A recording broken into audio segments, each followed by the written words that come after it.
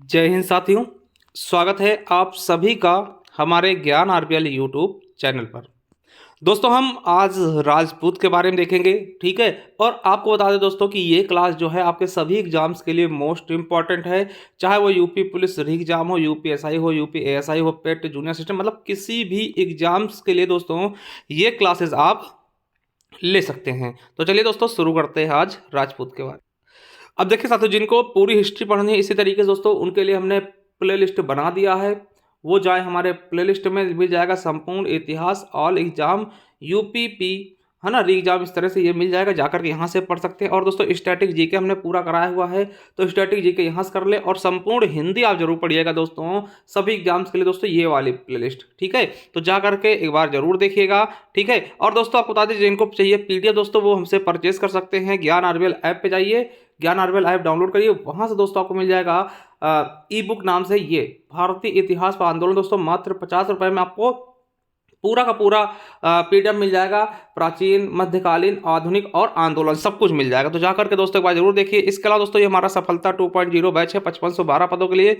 अगर आप जुड़ना चाहते हैं दोस्तों तो मात्र अभी 399 रुपये में जुड़ सकते हैं। किसी भी जानकारी दोस्तों इस नंबर पे आप व्हाट्सअप भी कर सकते हैं, ठीक है। इसके अलावा दोस्तों आप देखिए, अगर आप हमारे ज्ञान आरबीएल ऐप पे आते हो दोस्तों, देखिए इस तरीके से मिल जाएगा भारतीय संपूर्ण इतिहास ई बुक, इस तरह इसको ले लीजिए। और दोस्तों ये स्टैटिक जीके ई बुक दोस्तों ये देखिए अपडेट कर दी हमने, अपडेटेड है, ठीक है। यूपी पुलिस के क्वेश्चन के साथ अगर चाहते हैं तो लेना तो ले सकते हैं। और ये दोस्तों हमारा सफलता 2.0 बैच है जूनियर असिस्टेंट के लिए। जाइए, विजिट करिए और परचेस करिए, ठीक है। तो चलिए साथियों देखते हैं आज राजपूत के बारे में, राजपूत काल के बारे में, ठीक है। और सभी राजपूत वंशों के बारे में देखेंगे कि कौन से वंश कहाँ पे थे, है ना, किस तरीके से उनका कार्यभार था ना। चलिए अगर हम राजपूत की बात करते हैं दोस्तों, देखिए हर्षवर्धन के बाद, समझिएगा कि हर्षवर्धन के बाद राजपूत का समय दोस्तों, राजपूत वंश का समय 700 से लेकर के दोस्तों 1200 ईस्वी के बीच रहा है, ठीक। यानी कि ये चरम पे कब आया, 700 ईस्वी से लेकर के 1200 ईस्वी के बीच दोस्तों ये लोग रहे हैं, ठीक। और बता दें आपको कि राजपूत के काल को भारत के अंधे युग के रूप में जानते हैं दोस्तों। ये आपके आरआरबी ग्रुप डी में पूछा गया 2018 में, आपसे पूछेगा भारत के अंधे युग के बारे में किसको जानते हैं, ठीक है। तो राजपूत के काल को हम अंधे युग के बारे में जानते हैं, ठीक है दोस्तों। एक अग्निकुंड सिद्धांत प्रचलित है, इसके बारे में याद रखेंगे कि अग्निकुंड सिद्धांत क्या है। तो आपको बता दें चंद्रबरदाई, ठीक, जिन्होंने पृथ्वीराज रासो लिखा, आपको शायद ही याद होगा दोस्तों, ठीक है। तो चंद्रबरदाई के अनुसार क्या है कि गुरु वशिष्ठ थे।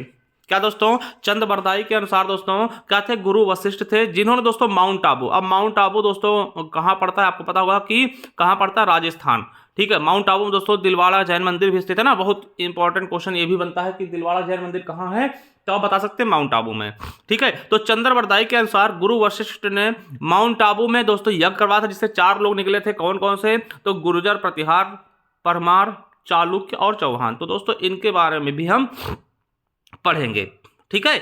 चलिए तो पहला दोस्तों गुर्जर प्रतिहार वंश के बारे में देखते हैं। तो गुर्जर प्रतिहार वंश के बारे में अगर देखते हैं तो ये है, क्या थे, वातापी के चालुक्यों के सामंत थे दोस्तों। ये चालुक्यों के क्या थे, सामंत थे। इनका क्षेत्र कहां था, तो आपसे पूछेगा गुर्जर प्रतिहार वंश का क्षेत्र क्या था, तो आप बताइएगा राजस्थान व गुजरात के मध्य, ठीक। इनकी राजधानी क्या थी दोस्तों, इनकी राजधानी भीनमाल राजस्थान थी, ठीक है। तो पहले शासक क्या होते दोस्तों, आपके नागभट्ट प्रथम दोस्तों, जो कि गुर्जर प्रतिहार वंश के क्या होते हैं, संस्थापक होते हैं। नागभट्ट प्रथम का अगर कार्यकाल देखें दोस्तों 725 से लेकर के 760 ईस्वी तक होता है।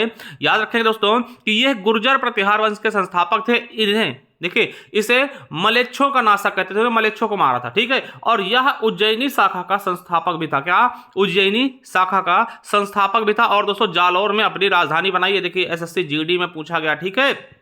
जालौर में इसने अपनी राजधानी को बनाया, ठीक है। उसके बाद दोस्तों आते हैं, क्या आते हैं, कनकुक व देवराज, ठीक है। ये नागभट्ट के भतीजे थे। उसके बाद दोस्तों वत्सराज बैठता है गद्दी पर। आपको बता दें कि वत्सराज का कार्यकाल 780 से लेकर 795 ईस्वी तक रहता है। कब तक दोस्तों? 780 से 795 ईस्वी तक रहता है। और आपको बता दें कि गुर्जर प्रतिहार वंश का वास्तविक संस्थापक यही माना था, कौन? वत्सराज।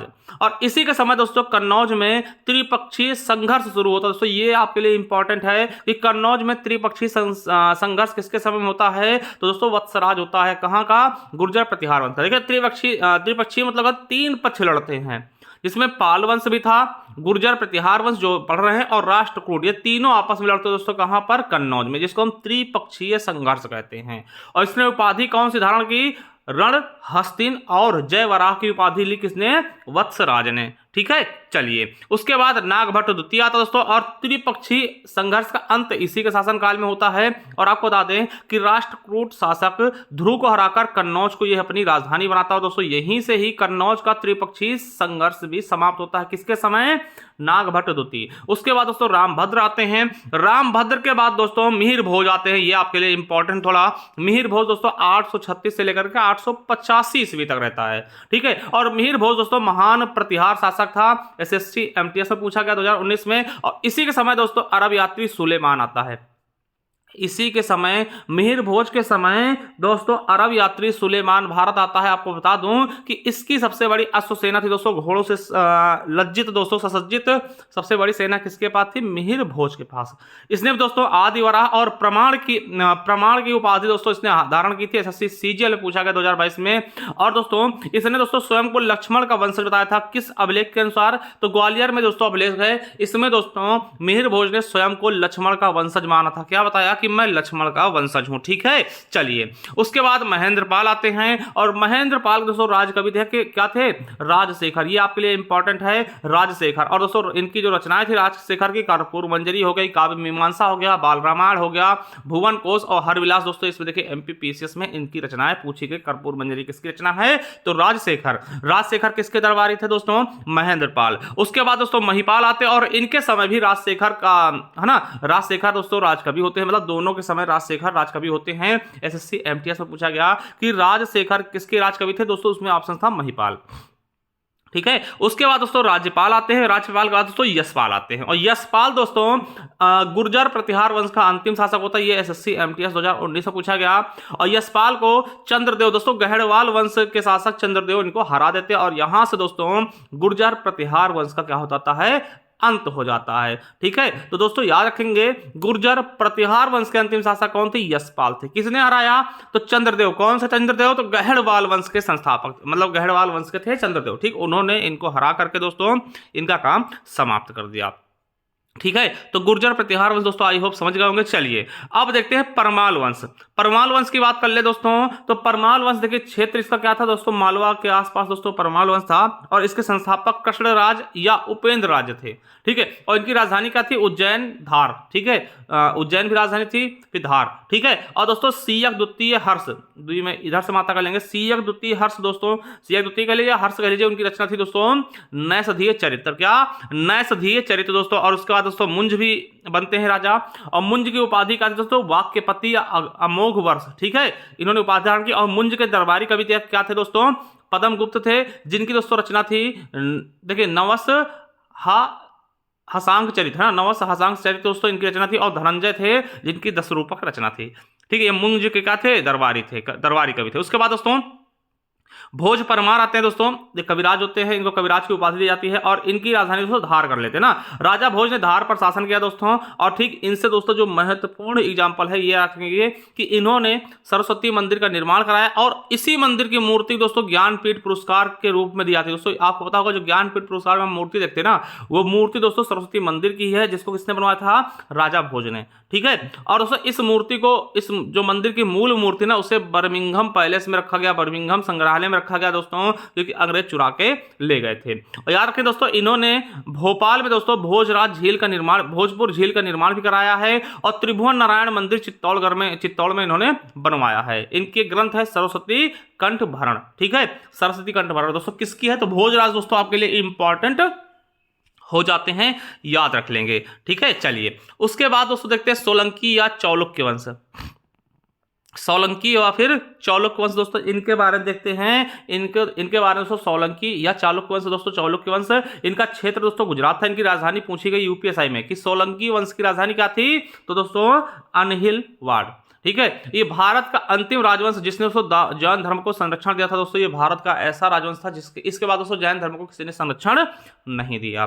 दोस्तों मूल राज प्रथम दोस्तों इसके संस्थापक थे। आपको बता दें कि चालुक्य वंश के संस्थापक कौन थे, मूल राज प्रथम। और आपको बता दें कि चौहान राजा विग्रह राज द्वितीय, देखिए द्वितीय में इधर से मात्रा होगी, द्वितीय लगभग गलत दिखा है। ठीक है, तो चौहान राजा विग्रह राज द्वितीय ने इसे पराजित किया तथा भड़ौच गुजरात में आशापुरा माता मंदिर बनवाया दोस्तों। ठीक है, याद रखेंगे, चौहान राजा ने इसको पराजित किया। चौहान राजा विग्रह राज द्वितीय ने इसे पराजित किया और भड़ौच गुजरात में आशापुरा माता मंदिर का निर्माण भी करवाया। ठीक है, उसके बाद मेरे दोस्तों भीमदेव प्रथम आता है। भीमदेव प्रथम की बात करें तो 1025 में मोहम्मद गजनवी, ठीक है, मोहम्मद गजनवी का गुजरात पर आक्रमण दोस्तों सोमनाथ मंदिर को लूटा था। इसी समय में आपसे पूछता है कि पहले दोस्तों भीमदेव प्रथम के समय महमूद गजनवी क्या करता है, सोमनाथ मंदिर पर आक्रमण करता है और लूटता है। याद रखेंगे भीमदेव प्रथम का मंत्री था विमल शाह। याद रखेंगे, ये इंपॉर्टेंट है दोस्तों, ये इंपॉर्टेंट। भीमदेव प्रथम का ही मंत्री था विमल शाह, जिसने दोस्तों दिलवाड़ा में जैन मंदिर का निर्माण करा दिया। आपसे पूछेगा जैन मंदिर कहाँ है, दिलवाड़ा में। दिलवाड़ा कहाँ है, माउंट आबू पे है ना। और माउंट आबू दोस्तों कहाँ है, तो गुजरात आपके राजस्थान में। ठीक, राजस्थान में माउंट आबू पहाड़ी पड़ती है दोस्तों, जहाँ पे दिलवाड़ा है। दिलवाड़ा में जैन मंदिर भी स्थित है, जिसे किसने बनवाया, विमल शाह ने। विमल शाह कौन है, तो भीमदेव प्रथम का मंत्री है, ये भी याद रखेंगे। ठीक है, अगला है मूल राज द्वितीय आते हैं और ये मोहम्मद गौरी को दोस्तों 1178 में हराता है। ठीक है, इसने दोस्तों मोहम्मद गौरी 1178 में हराया। ठीक है, याद रखेंगे। फिर भीम द्वितीय आते हैं दोस्तों और 1195 में कुतुबुद्दीन ऐबक का गुजरात पर अधिकार हो जाता है इन्हीं समय, और चौहानों के साथ इनका संघर्ष चलता और ये अंतिम शासक थे। यानी भीम द्वितीय दोस्तों क्या थे, चालुक्य वंश के अंतिम शासक थे। याद रखेंगे दोस्तों कि मोटेरा के सूर्य मंदिर का निर्माण भी सोलंकी शासक द्वारा किया गया। किसके द्वारा, सोलंकी शासक द्वारा किया गया। चलिए अगला दोस्तों चौहान वंश। क्या साथियों, चौहान वंश के बारे में देखते हैं। इनका क्षेत्र दोस्तों अजमेर था और स्थापना देखिए संस्थापक कौन थे, तो सिंहराज या फिर वासुदेव कह लीजिए। ठीक है, ये संस्थापक थे चौहान वंश के। चलिए इसमें दोस्तों एक है अजय राज चौहान है, इनके बारे में देखते हैं। दोस्तों अजय राज चौहान ने अजमेर नगर की स्थापना की तथा गढ़ बीड़ली दुर्ग बनवाया। ठीक है, इन्होंने दोस्तों अजमेर की स्थापना किसने की, अजय राज ने। ठीक है, और दोस्तों इन्होंने गढ़ बीड़ली दुर्ग भी बनवाया और अपनी पत्नी के नाम पे दोस्तों चांदी के सिक्के भी चलवाए। किसने, अजय राज चौहान ने। उसके बाद दोस्तों विग्रह राज चतुर्थ यानी बीसल देव आते हैं। क्या, विग्रह राज चतुर्थ या फिर बीसल देव दोस्तों आपको बता दें कि हरकेल नाटक इनके द्वारा लिखा गया। ये राज कवि दोस्तों इनके कौन थे, सोमदेव थे। और यार कहाँ कि अजमेर में संस्कृत पाठशाला सरस्वती कंठाभरण का निर्माण करवाया गया। किसके द्वारा, विग्रह राज चतुर्थ द्वारा, जिससे दोस्तों कुतुबुद्दीन ऐबक ने तोड़वा के 2.5 दिन का झोपड़ा बनवा दिया। यानी तो आपसे पूछेगा कि 2.5 दिन का झोपड़ा किसको तोड़ के बनवाया गया, तो सरस्वती कंठाभरण है ना, संस्कृत पाठशाला थी। ठीक, और ये संस्कृत पाठशाला किसने बनवाया था, तो विग्रह राज चतुर्थ यानी बीसल देव ने। ठीक है, चलिए उसके बाद दोस्तों पृथ्वीराज चौहान तृतीय आते हैं इसी शासनकाल में और इनके राज कवि होते हैं चंद्रबरदाई, जिन्होंने पृथ्वीराज रासो लिखा दोस्तों। इनके बारे में सारी जानकारी इसी में दी है। ठीक है, तो पृथ्वीराज रासो किसके द्वारा लिखा गया, चंद्रबरदाई द्वारा। उसमें किसकी वर्णन है दोस्तों, तो पृथ्वीराज चौहान तृतीय का। ठीक है, आपको बता दें राय पिथौरा, ठीक है, इनको राय पिथौरा कहते थे। किसको, पृथ्वीराज चौहान को राय पिथौरा कहते हैं। क्यों, क्योंकि सभी पड़ोसी राज्यों को जीतने वाले को हम राय पिथौरा कहते हैं। ठीक है, और दोस्तों याद रखेंगे महोबा युद्ध में परिमर्द देव चंदेल को हराया, जिससे दोस्तों एक रात युद्ध कहते हैं। दोस्तों एक ही रात में दोस्तों इन्होंने चंदेल शासक परिमर्द देव को हरा दिया महोबा के युद्ध में। उसके बाद दोस्तों तराइन का युद्ध होता है। तराइन का प्रथम युद्ध दोस्तों 1191 ईस्वी में, बहुत इंपॉर्टेंट यूपीएससी में पूछा गया। इसमें दोस्तों ये क्या करते हैं, पृथ्वीराज चौहान दोस्तों, इस पे मूवी बनी ना, तो पृथ्वीराज चौहान दोस्तों मोहम्मद गौरी को हरा देते हैं और उनको दोस्तों कहते जाइए आप, है ना, मतलब जीतने के बाद भी उनको छोड़ देते हैं। और दोस्तों यही इनकी सबसे बड़ी गलती होती है। फिर दोस्तों एक साल बाद, तुरंत एक साल बाद 1192 में दोस्तों मोहम्मद गौरी फिर से आता है और पृथ्वीराज चौहान को दोस्तों हरा करके इनको दोस्तों ले जाता है अपने साथ, है ना, और फिर दोस्तों इनको मार दिया था। ठीक है, तो चौहान की हार होती है दूसरे तराइन के दूसरे युद्ध में। पहले युद्ध में दोस्तों मोहम्मद गौरी चौहान जी हराते हैं और दूसरे में दोस्तों चौहान जी की हार हो जाती है। ठीक है, चलिए पांचवा दोस्तों गहड़वाल वंश। क्या, गहड़वाल वंश दोस्तों, इसके संस्थापक कौन थे, चंद्रदेव थे। राजधानी बनारस थी, वाराणसी। ठीक है, और सबसे शक्तिशाली शासक कौन था इसमें, गोविंद चंद्र थे। आपको बता दें कि गोविंद चंद्र की पत्नी कुमार देवी ने सारनाथ में धर्मचक्र जिन विहार का निर्माण कराया। क्या? धर्मचक्र जिन विहार का निर्माण कराया। कहां पर? सारनाथ में। किसने दोस्तों? गोविंद चंद्र की पत्नी कुमार देवी ने। ठीक है। इसका अंतिम शासक कौन था? तो याद रखेंगे जयचंद था। जयचंद दोस्तों अंतिम शासक तैयार रखेंगे। जयचंद, है ना, घटिया आदमी को बोलते हैं ना, बोलते नहीं जयचंद तो। ठीक है। तो चंदावर के दोस्तों 1194 में होता है। किसका किसके बीच? जयचंद और मोहम्मद गौरी के बीच। और दोस्तों इसकी पुत्री संयोगिता की, उसका अपहरण पृथ्वीराज तृतीय ने कर लिया था दोस्तों, याद रखेंगे। ठीक है, जयचंद की पुत्री को। ठीक है। चलिए आगे देखिए चंदेल शासक। कौन? चंदेल शासक दोस्तों। और इनकी दोस्तों देखिए चंदेल शासक के संस्थापक कौन थे? नन्नुक थे, जिनको चंद्रवर्मन भी कहते हैं। एसएससी जीडी में पूछा गया। और दोस्तों इनका क्षेत्र क्या था? बुंदेलखंड, जिसे जेजाग भुक्ति कहते हैं। दोस्तों आपसे पूछा गया था यूपी पुलिस में कि जेजाग भुक्ति दोस्तों किसको कहते हैं? बुंदेलखंड को। और इनकी राजधानी दोस्तों क्षेत्र पूछा गया था यूपीएसआई में। ठीक है। तो आप बताइए चंदेल शासक की राजधानी मतलब क्षेत्र क्या था? तो बुंदेलखंड। ठीक है। राजधानी दोस्तों खजुराहो थी। देखिए इसके पहले पहले दोस्तों कलिंजर थी, उसके बाद खजुराहो कर दी ना, ये भी रखेंगे। अब देखिए इसमें क्या होते हैं? राजा धंग होते। राजा धंग होते दोस्तों। राजा धंग के द्वारा कलिंजर से राजधानी परिवर्तित करके खजुराहो की गई ना। किसने दोस्तों? पहले कलिंजर राजधानी थी, है ना। कलिंजर किला आपको पता होगा, जिसमें जहां दोस्तों बांधम पड़ता है, कलिंजर का मेला भी लगता है, और यहीं पे दोस्तों शेरशाह सूरी की मृत्यु भी हुई थी ना। तो कलिंजर से दोस्तों इन्होंने क्या कर दी? खजुराहो कर दी, है ना। खजुराहो कर दी, याद रखेंगे खजुराहो कर दी। ठीक है। और राजा धंग ने दोस्तों कंदरिया महादेव मंदिर खजुराहो में निर्माण किया। दोस्तों मोस्ट इंपॉर्टेंट दोनों कंदरिया महादेव मंदिर दोस्तों किसने बनवाया? राजा धंग ने। ठीक है। चलिए इसके अलावा दोस्तों यशोवर्मन दोस्तों ये प्रमुख शासक था। इसने दोस्तों खजुराहो में चतुर्भुज मंदिर का निर्माण कराया, ये भी याद रखेंगे। और एक चीज याद रखेंगे कि चंदेल शासक विद्याधर ने प्रतिहार राजा राज्यपाल की हत्या की थी ना। चंदेल शासक थे विद्याधर दोस्तों, इन्होंने प्रतिहार के राजा किसकी? राज्यपाल की हत्या भी की थी। ठीक है। और परिमल देव दोस्तों याद रखेंगे चंदेल शासक वंश के अंतिम शासक थे। परिमल देव चंदेल वंश के अंतिम शासक थे दोस्तों। इनके सेनापति थे आल्हा उदल, जो कि महोबा थे दोस्तों। एसएससी सीएचएसएल में पूछा गया, याद रखेंगे। बहुत इंपॉर्टेंट आल्हा उदल के बारे में आप जानते होंगे ना। आल्हा गाया भी जाता ना, तो समझिएगा। और दोस्तों तो इसमें दोस्तों कुतुबुद्दीन की अधीनता इन्होंने स्वीकार कर ली और इनका समापन हो गया। ठीक है। चलिए तो सारी चीज़ें आप समझ गए दोस्तों। कुछ चीज़ें आपको दिखाया था दोस्तों जो कि आपके एग्जाम में पूछी भी गई है, याद रखेंगे थोड़ा सा। जैसे राष्ट्रकूट के संस्थापक कौन है? तो दंत दुर्ग है, दंती वर्मा दोस्तों। ये देखिए वीडियो एग्जाम में एसएससी सीजीएल में पूछा गया। एलोरा का प्रसिद्ध दोस्तों कैलाश मंदिर का निर्माण किसने करवाया? तो कृष्ण प्रथम राष्ट्रकूट शासक ने करवाया दोस्तों, ये भी याद रखेंगे। एसएससी सीएचएसएल में पूछा गया 2020 में। सिसोदिया वंश की राजधानी क्या थी? चित्तौड़गढ़ थी दोस्तों। आरआरबी एनटीपीसी 2016 में पूछा गया, है ना। अगला है बुरहान में स्थित असीरगढ़ किला, जिसे दक्कन का दरवाजा या कहते हैं दोस्तों, उसका निर्माण किसने करवाया? तो यदुवंशी अहीर राजा आसा अहीर द्वारा करवाया गया। ठीक है। ये पेट 2023 में पूछा गया। इसके अलावा मोतीलाल, है ना, तेजावत भारतीय राष्ट्रीय आंदोलन के दौरान एक व्यक्ति थे दोस्तों, जो कि कहां से संबंधित थे? इनका संबंध था दोस्तों राजस्थान से, ये भी पेट 2023 में पूछा गया।